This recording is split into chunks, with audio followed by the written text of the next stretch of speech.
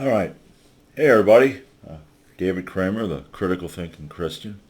And today I want to talk about a verse in Romans. Um, let's get this up here. All right. Romans chapter 2, verses 14 and 15. Uh, For when the Gentiles, which have not the law, do by nature the things contained in the law, these, having not the law, are a law unto themselves, which show the work of the law written in their hearts, their conscience also bearing witness, and their thoughts the mean, while accusing or else excusing one another. Okay, accusing of doing wrongdoing or going, yeah, go ahead, you can steal whatever you want over there. This is trying to say that all of us are born with this conscience that tells us what's right and what's wrong. And in some people, you do have an element of where they are more, they're able to lean to the good and doing the right thing more often, than other people. Okay. But I don't think that we are born with you could say an instinct, which that's what that would be. That's an instinct, like an animal. Beavers have an instinct to build dams. They don't they haven't, they weren't taught this over time. They're born with that instinct and they build dams. Okay, bees build hives. Okay, they either build it in the ground or they build it in at the side of your house or where you don't want it. You walk out and now you got a hornet in your face. But and they're very complex because that's their instinct. I don't see the humans have any instinct. From what I see and what I understand about humans is that we have an ability to adapt. We have ability to learn. Where I don't, maybe I'm wrong about this. Those of you that know study the bees and animals and that might know, and maybe I think they have a capacity to learn. Okay. But humans are built with a capacity to learn and adapt. And if you would leave a child alone to where they do not have any outside influence, where they don't have, see a parent or an adult or someone older than them maybe doing something where they can learn, like, I don't know really what to say. Hitting somebody. Okay, just when I was a kid, I was in elementary school. It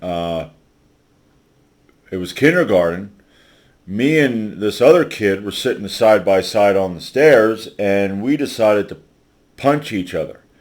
And we punched each other in the face, and then we sat there and we cried. We learned that hurts, and that isn't something you should do, unless there's a good reason. Okay, there is good reason to punch somebody in the face, but just walking around punching people in the face and getting hit in the face, that's not good. So I learned my lesson that is stupid. Okay.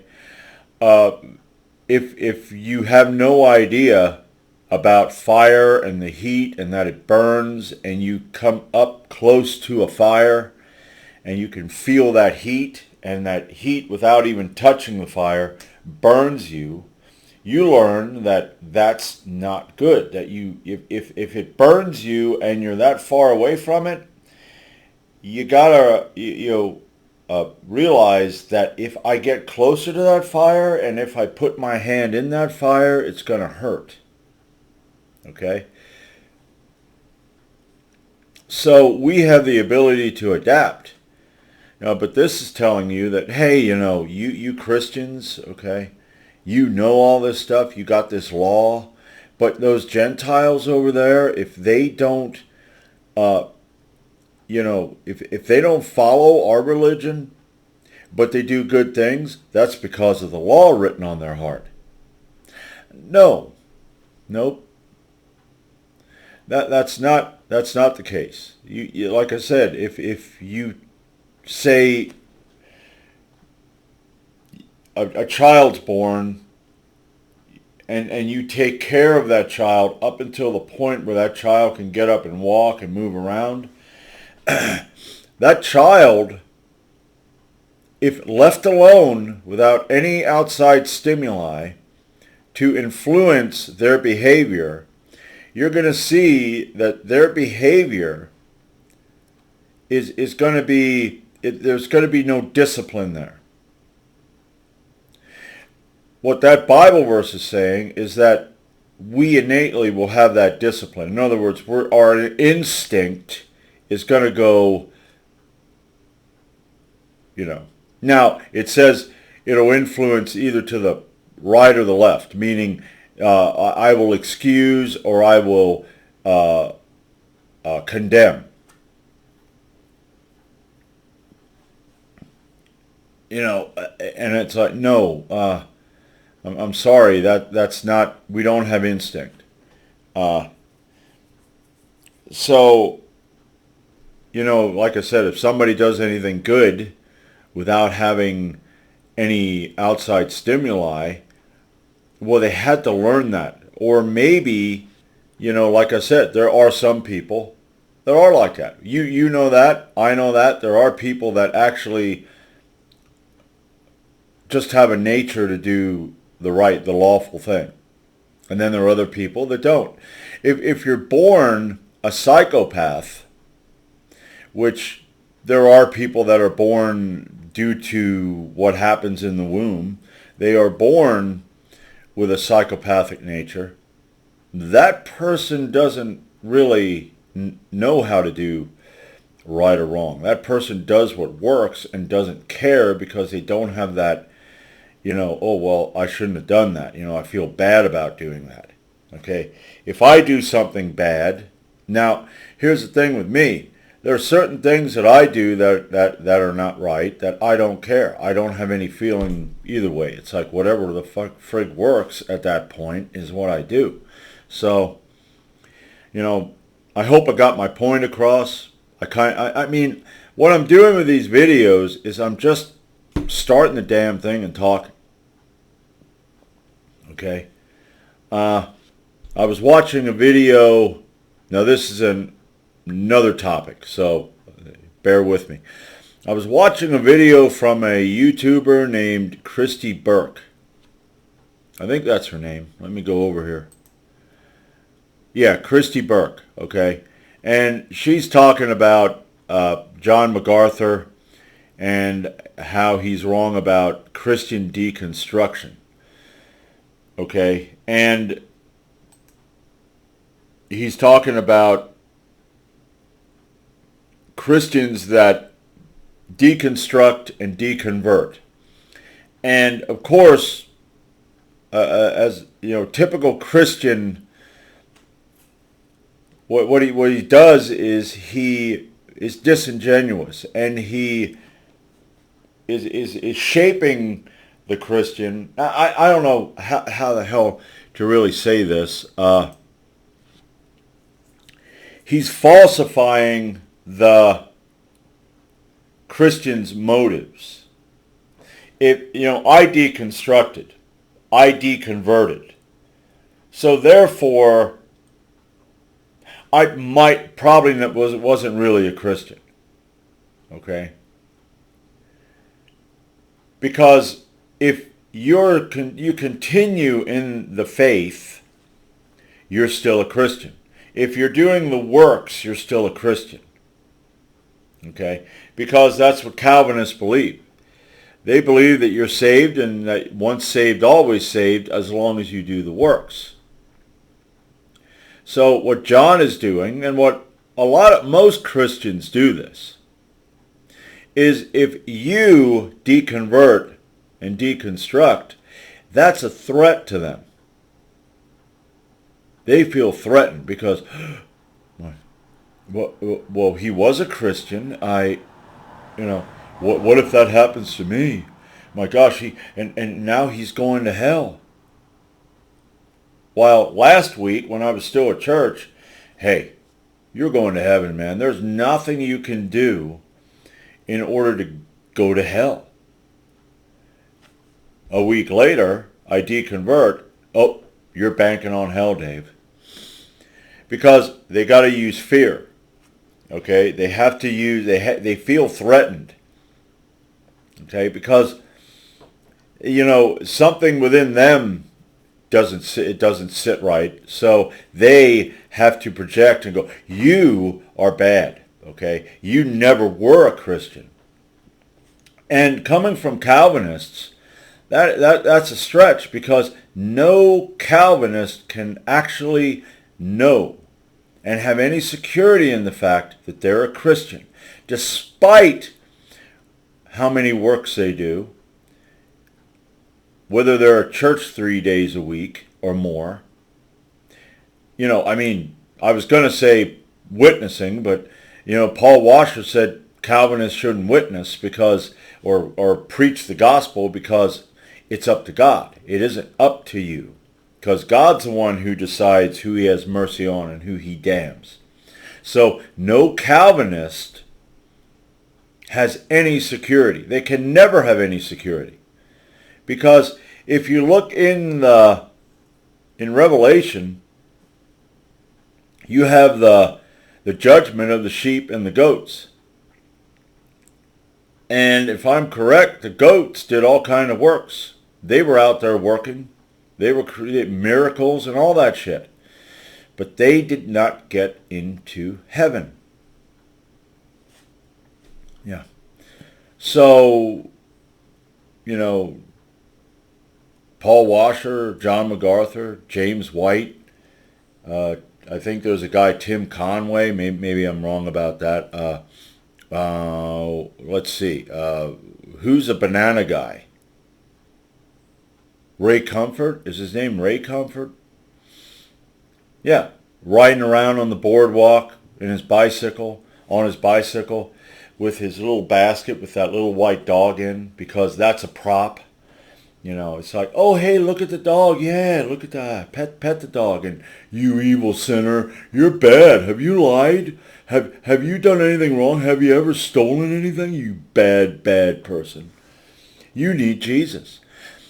Okay, well, how can I get Jesus? Well, you can't. Okay, because that's what Ray should say. You can't get Jesus. You can't make a decision because you're too far gone. You were born so degenerate that you cannot make a decision. Okay? Well, how do you know that you're saved, Ray? Yeah, you can't either. Okay? But Christians love doing that. They love, talking down about people. That person does this. I mean, my parents, my mom, a lot of times drunk, this drunk and that drunkie and that guy and woman, they're going out, stepping out and on their husband or their wife, and it's these things that people do, the bad things that they do, that I have to point to them to make me feel good about me. Where in the Bible, if I'm correct, it says that the Holy Spirit should bear witness to us being saved. That way you don't need to look at, Bob and Tammy when you know that they're back here in the woods in a van having sex and their husband and wife, respective husband and wife, don't realize it. Or that this guy here who is drunk all the time, you don't have to look at him and say, well, at least I'm not him. And that's what they're saying. Okay? I don't do what he does. So that makes me a good person. It's like, Yeah, well, hey, look, I got an example of bad, and now I could, yeah. No, you're not. You're not good. My cousin is a traveling nurse. I guess that's what they call. It would be like a journeyman plumber, journeyman electrician, someone who goes from place to place. Now she goes from state to state and makes good money. I mean, $68 an hour. In one 8-hour day, that's 500 and $44 in a week. That's like 2,700. That is damn good money. So, and she enjoys doing that. And my mom, had called because she stopped in. She came on her way to wherever she's going. She had stopped in with her parents. Now her parents live over here next to me. So, and my mom and my dad live down there. And yeah. A lot of eyes, nosy people. But she came here and apparently said that she's going to visit my mom. Well, let's see. Yesterday, my mom called me complaining about my cousin.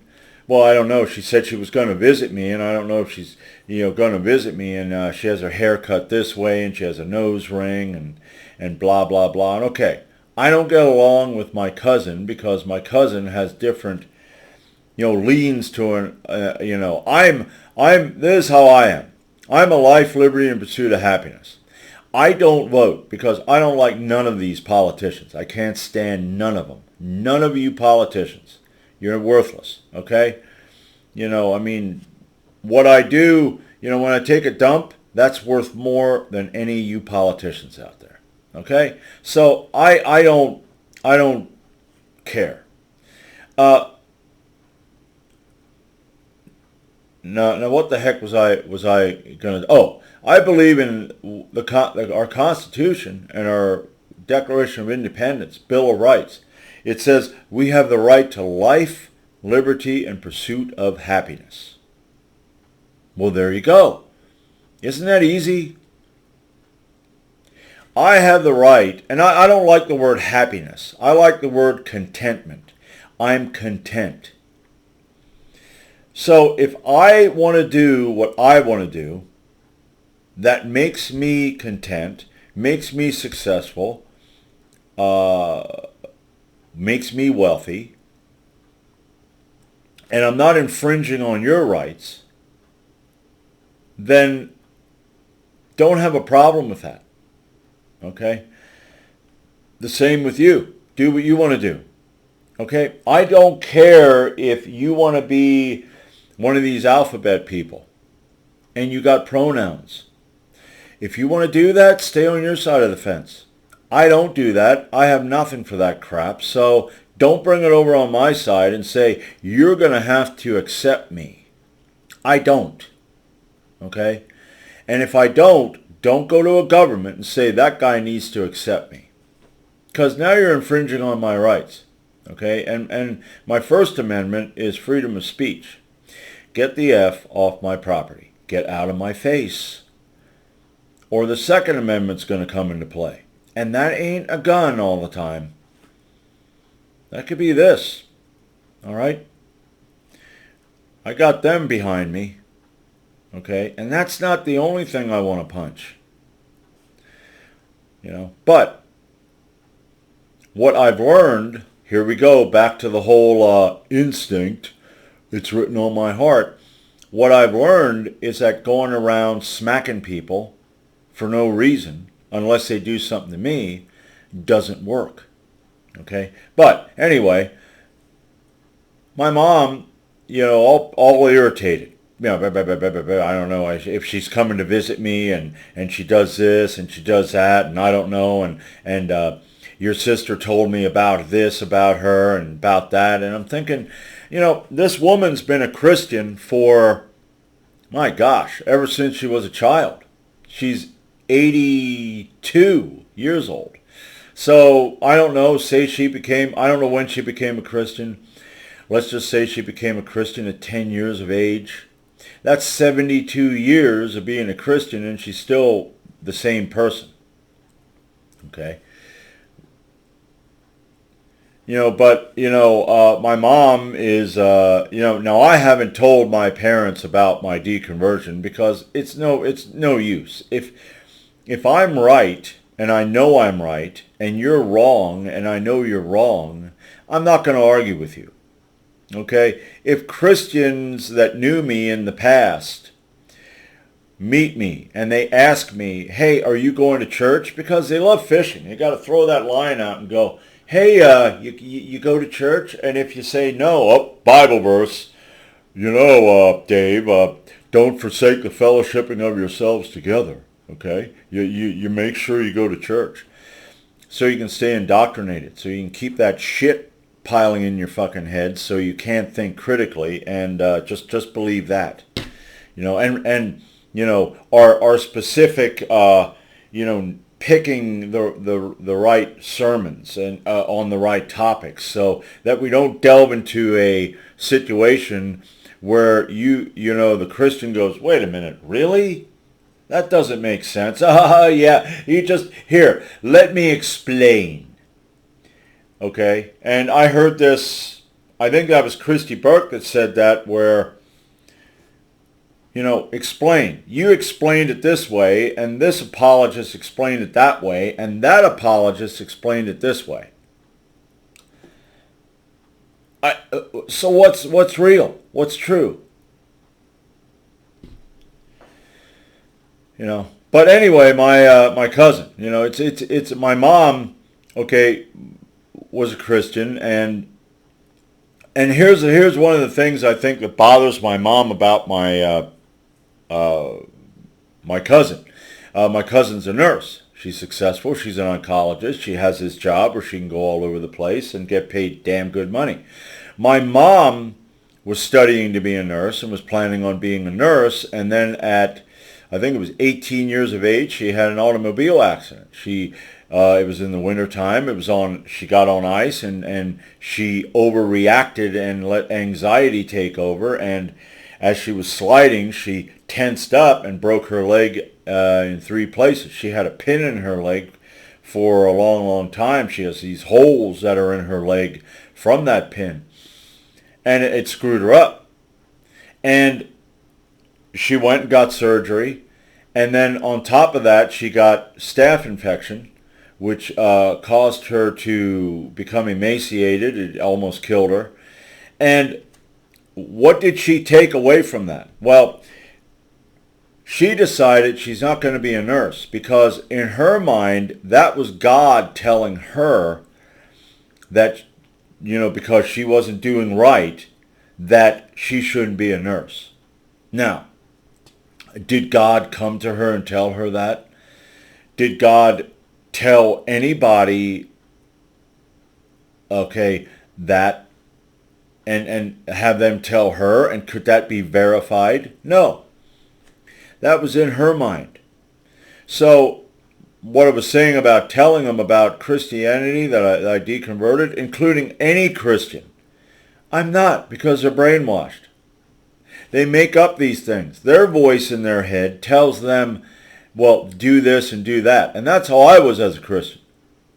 I would try things. I'd pray about it. I'd try it. And if it didn't work, I'd believe that God didn't want me to do that. Because I was raised mostly in a situation where I was under house arrest.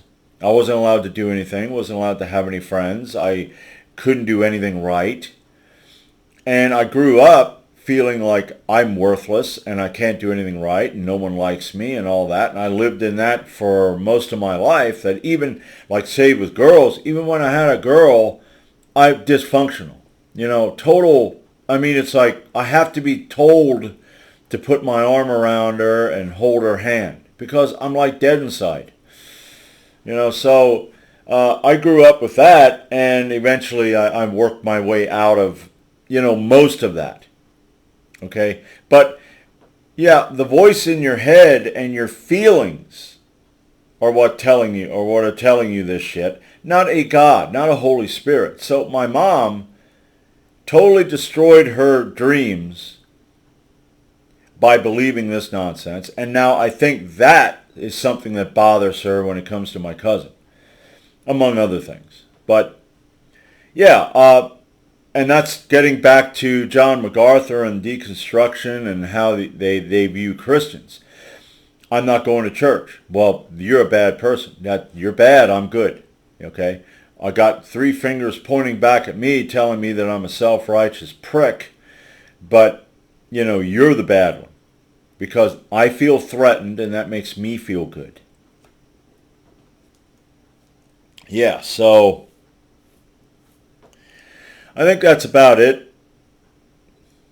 It's, 4:11. I mean, I got to take a shower. I got to get to work. But, I tell you what, in my journey from deconverting and deconstruction, I started in 2020. And I'm actually, the confidence level has gone up. I mean, I didn't really work on my house much because of that self-esteem issue I had, which when you're a Christian, you're under a cloud of guilt and shame, and especially, I drank. I still like beer. Occasionally I will get beer and I will drink it. I have more self-control over my, what some would call alcoholism than I did, because I'm not under a cloud of shame and guilt and feeling, bad, because that's how it was when I was at home. I couldn't do anything, couldn't go anywhere. I acted out in stupid ways and got in trouble because I wanted freedom.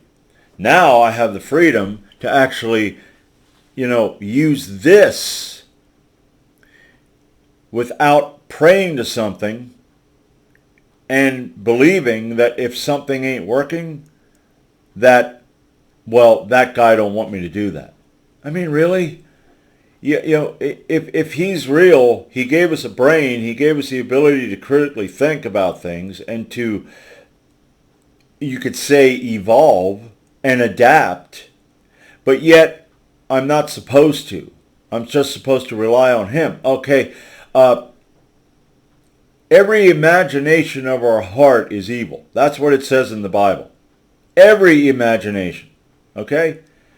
So when I imagined putting doors on this doorway here, okay, that imagination was evil. But a Christian will say, no, that's not what he meant. Well, it says every. Well, in this version of the Bible, I don't care about that version of the Bible. I'm looking at this version of the Bible. All right? This is the Bible I read. That's a Bible that I believed. Okay? My imagination of tiling my bathroom floor, my imagination of putting a new bathtub in, putting a new vanity in, putting new paneling up on the wall, that imagination is evil.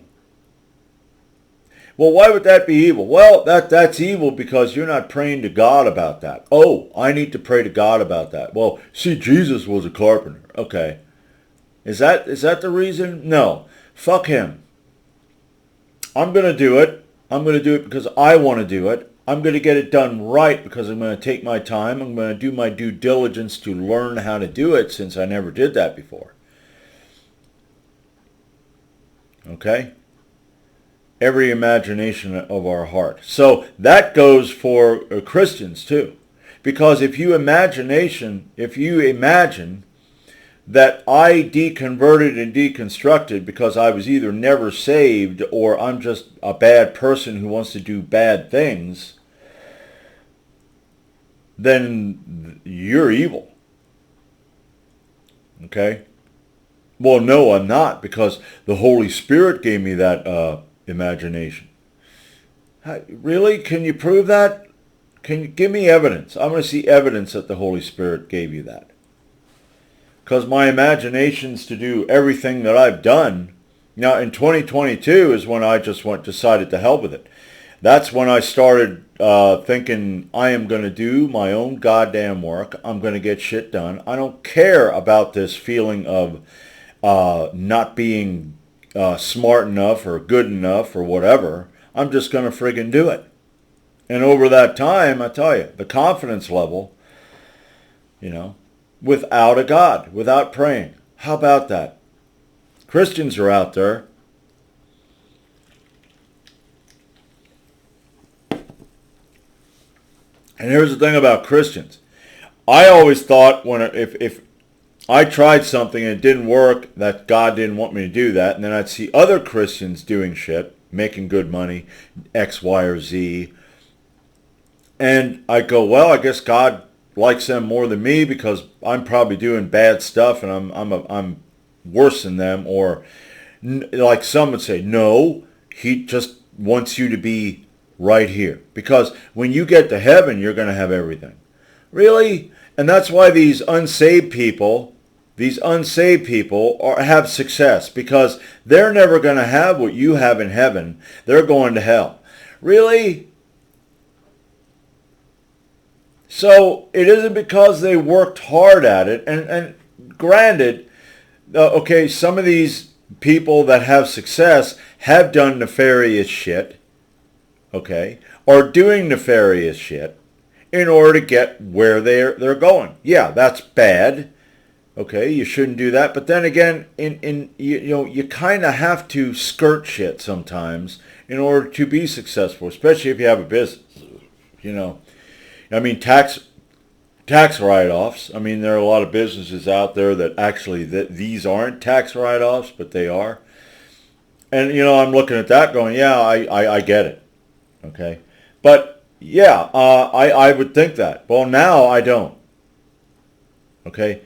If you're doing something, I mean, take my drinking. If I would continue to drink every day of the week, and I did have a DUI back in 2010. Okay, why? Well, that God did that because you're drinking, and He wanted to stop you from drinking. Well, that didn't stop me from drinking. I mean, after that, I didn't know how they were going to deal with me, and I thought if they come over to my house, now it was my first DUI, so they're probably not going to come over to my house, but I thought if they do, what I'm going to do is I'm just going to go out and buy a ton of beer. I live in the woods, okay? I got a green trash can, and I put the trash can out in the woods, filled it with beer, and put a lid over it. So it's green. There's green, and if you come back to my house and you look back there, you're going to see green. So I didn't stop drinking. So if that was, His way of stopping me from drinking, see, stuff like that, I look at and I go, well, now that didn't stop me from doing anything. It's amazing how he just can't get shit right. Well, he'll have to kill you. Okay, I guess that'll stop me. But now we're here in 2023. That was 2010. Now we're here in 2023, and the control I have of where I can go through a week, I'll feel like, I ought to drink, I feel like drinking beer. And I'm thinking, well, I did have some back in July. I don't need any until maybe October. Okay, Oktoberfest. I'll probably go out and get some German beer, and I'll drink some German beer. And then that'll be it until whenever, okay? Because I have control over that, all right? Exercising my ability to make up my own mind. And I love that, because that is freeing. If you were a Christian and you were under that friggin' cloud, that yoke, my yoke is easy and my burden is light. Really? I can't go out and do X, Y, or Z because So if you were under that yoke and now you're free of that, you know what I'm talking about. It's like, wow, man, to be conditioned. That's why Christianity, any religion that has all of the rules and regulations is a cult. It's a man-made cult. Okay? That's why people like John MacArthur and my mom and these other people have to point at other people. I got to make me feel good. I got to make me feel good because I'm not feeling good. Okay? You know? You bad, bad, bad Christian. You bad former Christian. You never were a Christian. Okay? But anyway, I think that's it. I think I'm done. I talked long enough. It's 36 minutes. So, like I said before, like, comment, subscribe. Don't subscribe. I'm not, as long as people watch these videos and, they get able to, it kind of gets your brain going and you go, yeah, why is that? Why am I believing this? Why do I feel this way? That's what I want. I want you to make your own decision, okay? Like I said, life, liberty, and the pursuit of happiness, okay? That's what you should be concerned with. All right? So, that's all I have for today. And I'll be back with more. Okay? Because, like I said, Christianity is a gift that keeps on giving. So, until next time, I'm David Kramer, the Critical Thinking Christian.